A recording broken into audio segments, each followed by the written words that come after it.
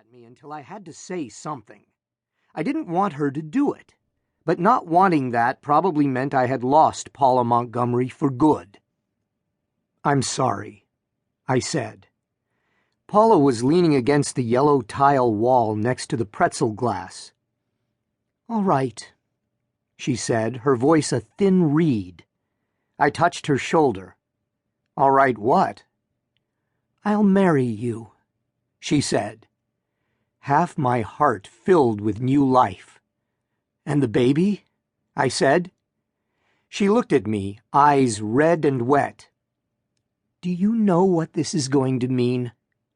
"No," I said. "Well, you better learn."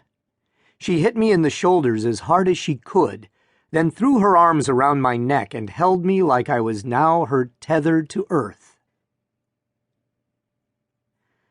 One would have thought that a Christian wedding would have pleased all concerned, especially Paula's Bostonian matriarch mother, Erica. After all, I was doing the right thing by marrying Paula. But Erica the Red, as I called her only to myself, did not like me. Never had. Not good enough for her daughter. I had the feeling no one ever would be. The Christian part of the wedding was Erica's choice, too. Paula's father, Franklin, had died 2 years before. I was not a Christian yet.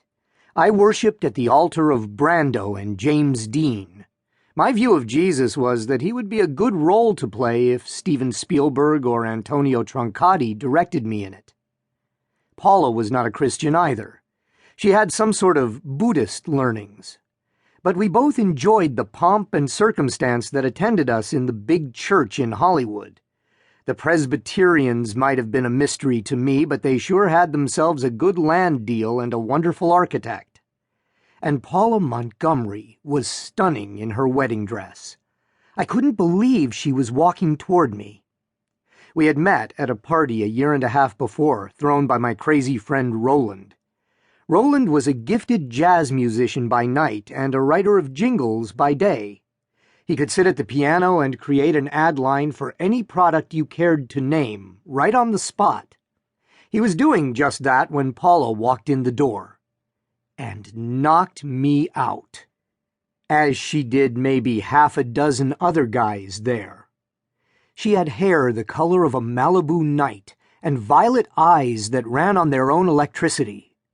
I had to do a lot of broken field running to get to her, but I finally managed to get her out to the balcony for some air, sweetening the deal by snagging a bowl of peanut M&Ms, and I had the chance to work my magic, which she didn't fall for.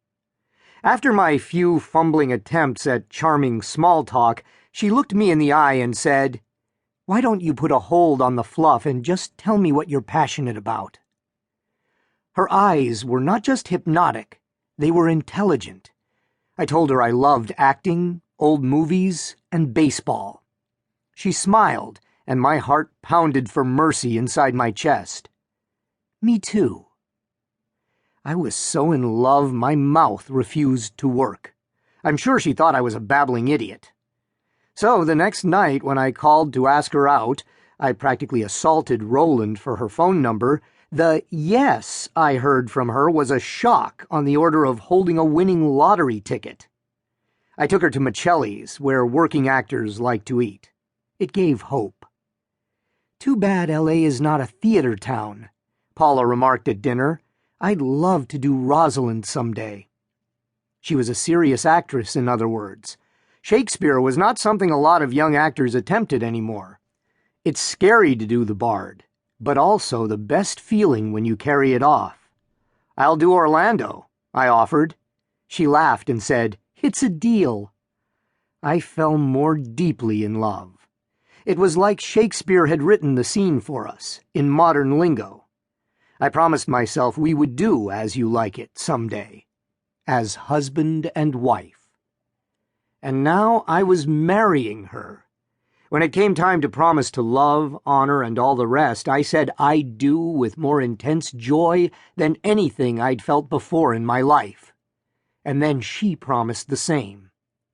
It was too much like a dream. The nightmare was still 5 years.